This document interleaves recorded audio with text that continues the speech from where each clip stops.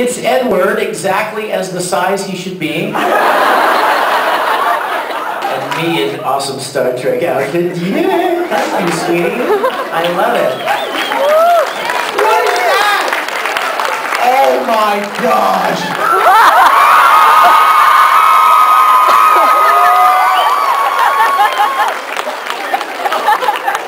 Here, let's see if I can mimic him, you ready?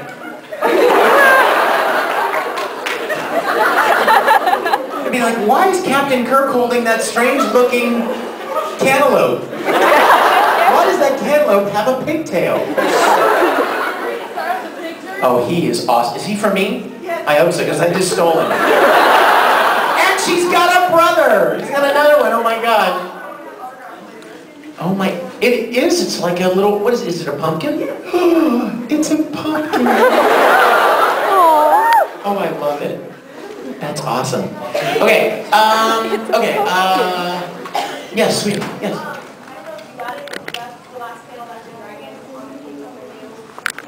Dragon? They took it away. In the back? A dragon? Dragon. A real one? Yeah, it's a real one. Is it like and burning up all the staff back there? Yeah. Awesome. Thank you. I can't wait to see it. I can't wait to see it. Also, a friend of mine is going to be showing up here pretty soon, I think. You guys have to tell you something really funny. Okay, by the way, let's make a plan here. When I was in college, I was dressing up, you know, Halloween, I do the Star Trek thing, and I had a friend in college with me named Ken Castle, and he lives in Phoenix. And I made Ken dress up as Mr. Spock to my Captain Kirk. And so, I mean, I actually have pictures on my website, on the Risible Rangers, no, that's on the Risible Rangers website, of me and Ken and this other girl dressed up in Star Trek uniforms for a Halloween thing. So Ken is on his way here to come and hang out at the panel. And I haven't seen him since college. So here's what I'm gonna do. When he comes in, I'm gonna say, "Oh, look who's here." And y'all go, "Hi, Ken." Alright? But you have to use that like sexy voice, you know? "Hi, Ken." Alright? You guys ready? Okay, I'll let you know. Your cue will be, "Oh, look who's here." Alright? Yes, who's got a question? Yes, in the back. Can you ask me out in dark drowsy voice? How weird. Captain Kirk imitating Dark Mousy asking you out on a date. What's your name? Allison. Allison, you have to come up here really quick. Look how beautiful her kimono. Go, Allison! Turn around, Allison. Turn around. Every now and then, Dark asks me out on a date. Yeah. Allison. Would you like to go out on a date with that guy?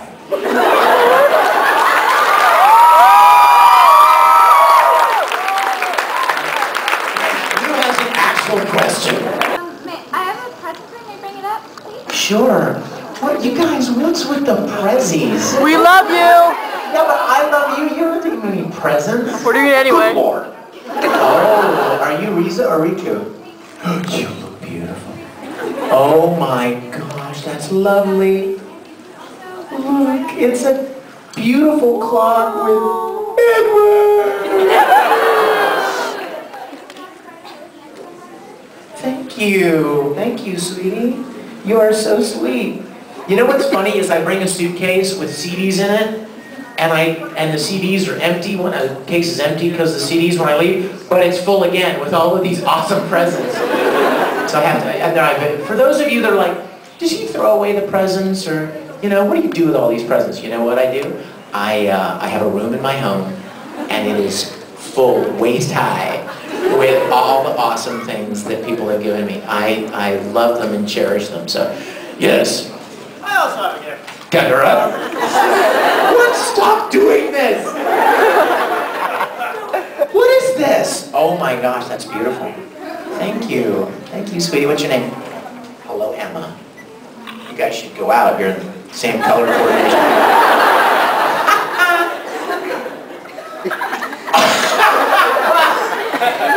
says egg word. Weirdest one? Yeah.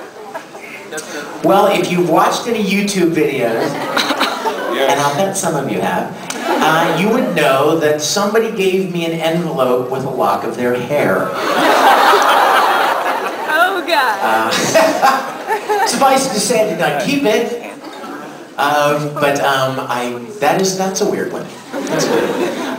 But you know what? 99.9% of the things that I get are just, they're priceless to me. They're valuable because somebody spent a lot of time either drawing it or building it or making it or writing it, and I'm so grateful. That's why I keep it all.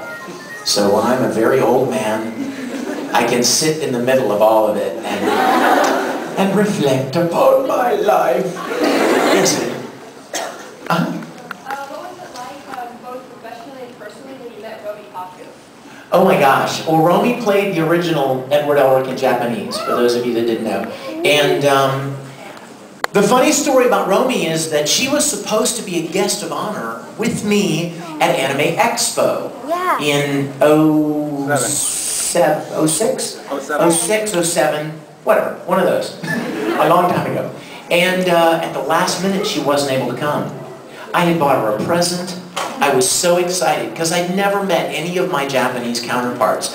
So to meet one, and not only just meet one, but to meet the one who played Ed, I was so excited, and I was really, really sad when she wasn't able to make it. But when I got the opportunity to go to Tokyo, I called Square Enix. I had some friends at Square Enix, and I said, I would like you to do two things. I want to do two things while I'm there. Number one, I want to sit in on an actual recording session. I want to see you guys do it the way you do it. I want to watch you guys record. And then the second thing is, I want to meet, or at least maybe have dinner or something with Romy Park. So they made both of those happen. And I'm telling you guys, it was like we knew each other, even though we couldn't speak a word of each other's language. And we'd never met. And we're on the opposite sides of the planet. We sat across the table, like let's say this is Romy and this is Romy's translator. And I sat across from her and here's my translator. And we're like locked in and just talking, and the translators are translating, and we're just gabbing back and forth, and had the best time. You told her to do the miniskirt line also. That's right, and I made her say the miniskirt line in Japanese. So, but she's really wanting to come to a convention in the States. So we're trying to see if we can make that happen. But I had the most wonderful time.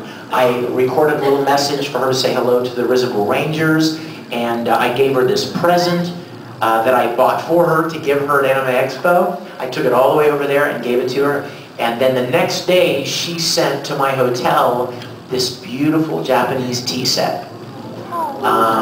Because, you know, I mean, so polite, and, you know, I gave her something and she felt like I should do something. And so I just had cherished that. That was my favorite things. I mean, some people, you know, they want to go to Japan to see Mount Fuji or to go see all the Buddhist temples. No, I wanted to see Romy Park. That's what I wanted. And I got to, so, yes.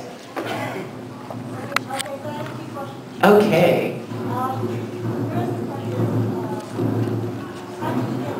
The cavalry! How did I get Tamaki's hyperness? How do you know Tamaki didn't get my hyperness? I'm a little hyper, don't you think, sweetheart? Yeah, I have a little bit of hyperness in me, so what I did is like I channeled it into Tamaki. And of course, Ed's got double the hyperness.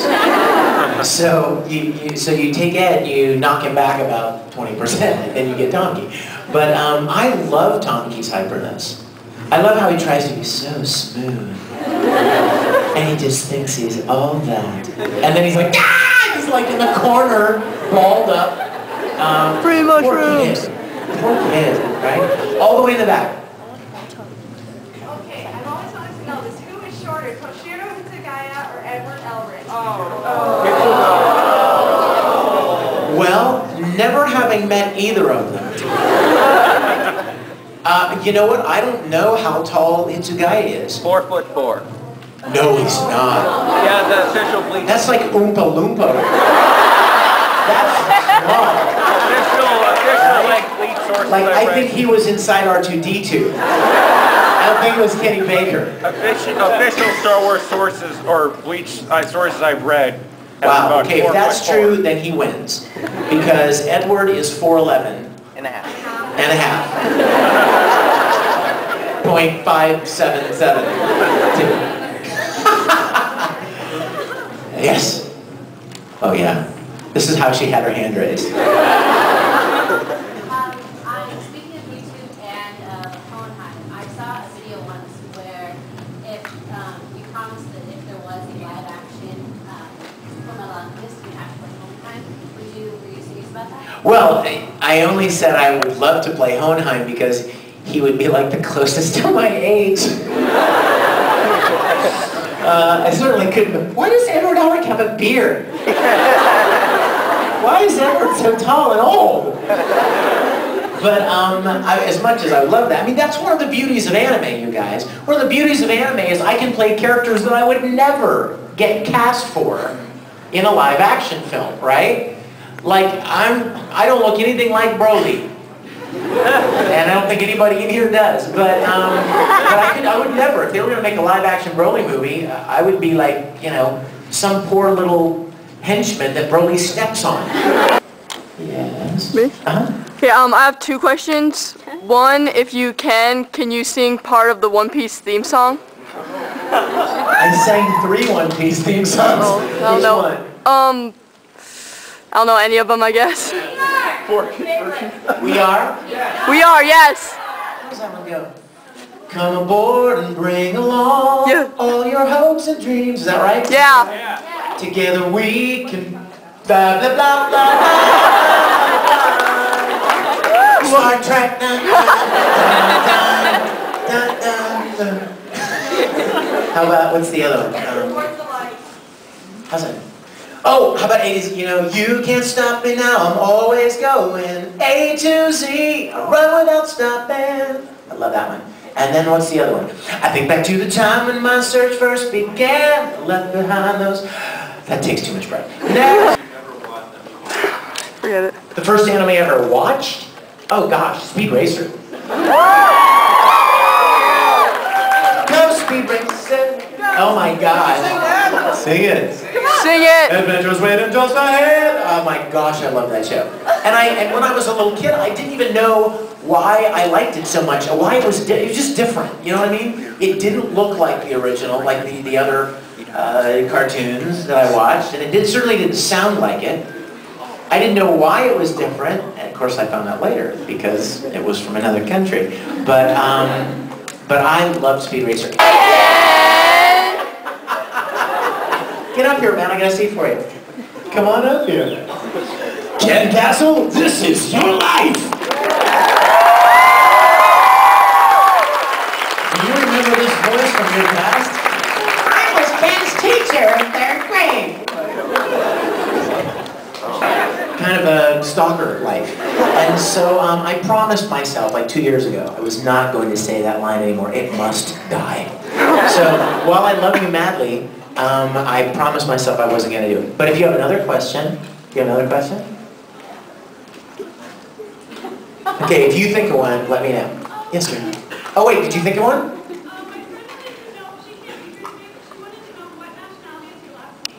Oh, my last name is Italian. Italiano. Oh my gosh, yes. What? Italian boy! Yes! There's that cool ambient echo. Yes! Nice.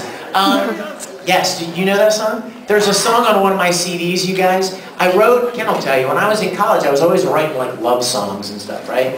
And all these writing ballads and stuff. And so I thought, you know what, I need to write something that's fun, up-tempo, lighthearted. So I decided I was going to write a story song based on how my grandma Mignana, straight off the boat, straight from Napoli, used to tell me when I was a little boy how proud I should be to be Italian. She would always brag on the Italian people, and I should be so proud.